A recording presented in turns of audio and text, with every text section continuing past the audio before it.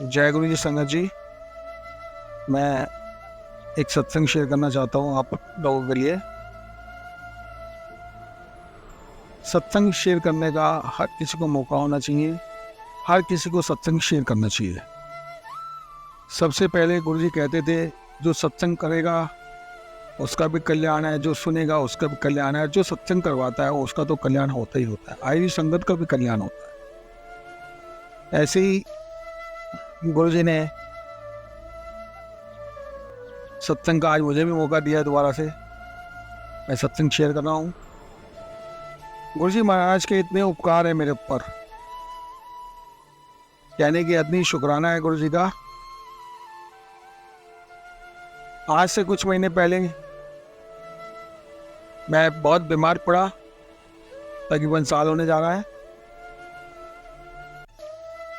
उस बीमारी के लेके हॉस्पिटलों के बहुत चक्कर कटे। गुरु जी का शुक्राना, उन्होंने मुझे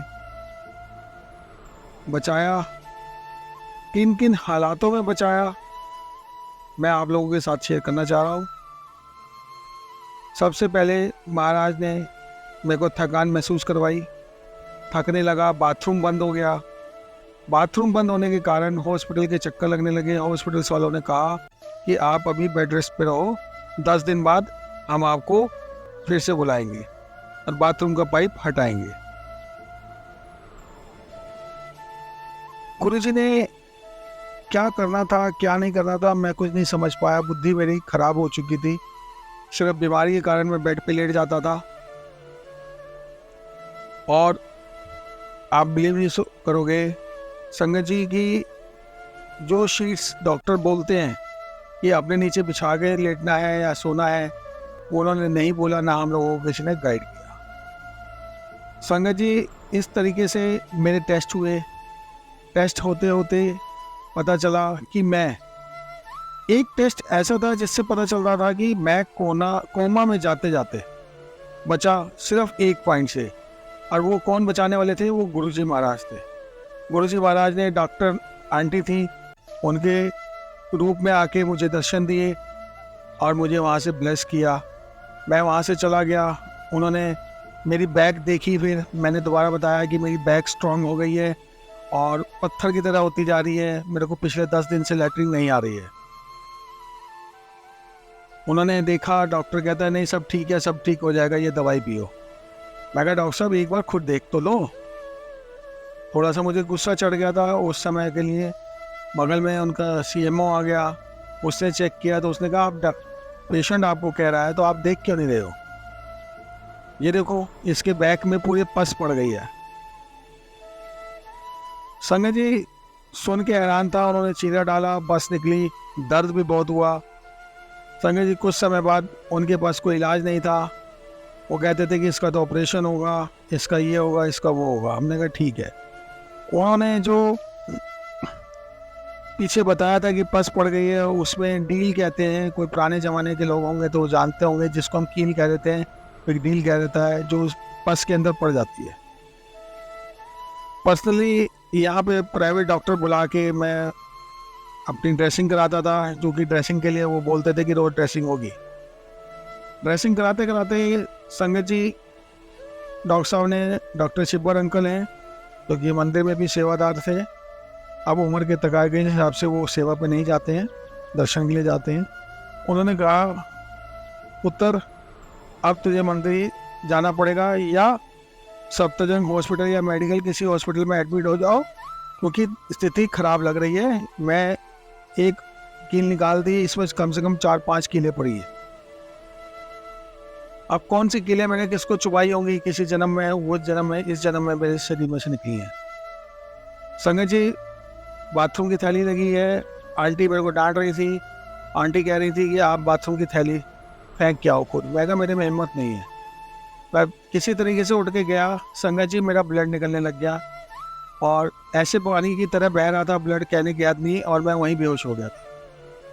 बड़ी मुश्किल से आंटी जी मेरे को लेके गई हैं, मेरे को बेड पे लेटाया। उस समय ब्लड मेरा बंद हुआ।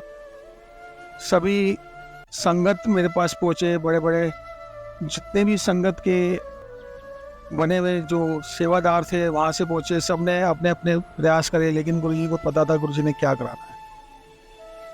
अगले दिन ही हम सुबह सुबह कैट्स बुलाई, सीधा सफदरजंग हॉस्पिटल गए। सफदरजंग हॉस्पिटल में इमरजेंसी में उन्होंने मेरे को एडमिट किया।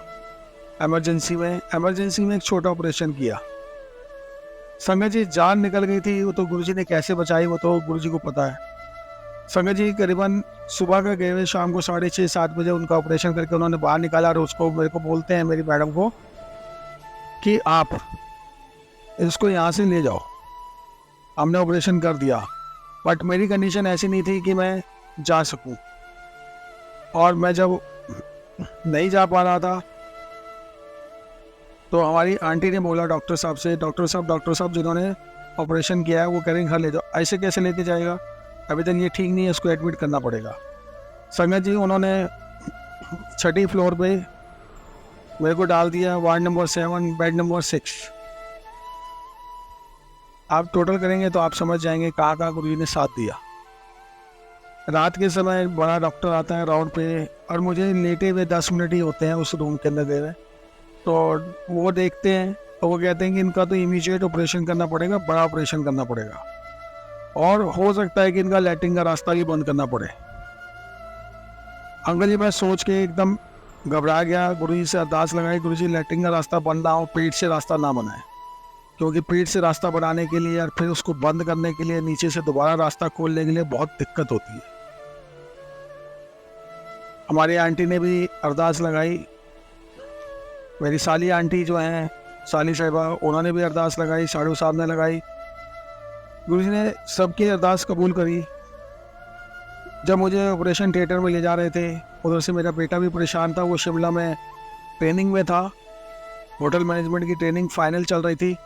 बार बार कह रहा है मैं आ जाता हूँ, मैं आ जाता हूँ। मैंने कहा नहीं, आप मत आओ, मैं ठीक हूँ। कंडीशन इसको भी पता थी कि तबीयत ज़्यादा ख़राब है, बट मम्मी कर रही है। एक लेडीज़ क्या करे क्या ना करे। गुरुजी ने डॉक्टर के रूप में आके फिर मुझे दर्शन दिए, और जब वो मेरी आंखों का टेस्ट कर रहे थे हाथ से, तो मैंने कहा जय गुरुजी बस ऐसे ही देखते रहो। तो साथ में हमारा ब्रदर बैठा था, तो ब्रदर बोला डॉक्टर साहब आप ऐसे ही देखते रहो, क्योंकि इसको अपने गुरुजी नज़र आ रहे हैं आपके अंदर। 5 मिनट तक गुरुजी ने दर्शन दिए उनकी आंखों में मुझे, और हाथ ऐसे किया जैसे आशीर्वाद करते। उस डॉक्टर साहब को उन्होंने भी देखा, ब्रदर ने भी, हमें भी, मेरे को ऑपरेशन थिएटर तक ले गए। ऑपरेशन थिएटर तक उन्होंने पूरा मेरे को पैक किया, उनको मेरे को सुइयाँ चुबाते रहे, क्योंकि उन्होंने रीढ़ की हड्डी के अंदर इंजेक्शन दिया था सुन करने के लिए। सुइयाँ चुबाते रहे, जब तक गर्दन तक सुइयाँ नहीं चुबा दी तब तक वो डॉक्टर साहब मेरे को दिखते रहे, गुरुजी दिखते रहे। उसके बाद मुझे नहीं पता कब ऑपरेशन हुआ कब नहीं हुआ। बीच में एक नाक में छल्ला सा लगा हुआ था ऑक्सीजन का, वो हटा तो मेरे को थोड़ा सा लगा, तो डॉक्टर लोग आपस में बात कर रहे थे।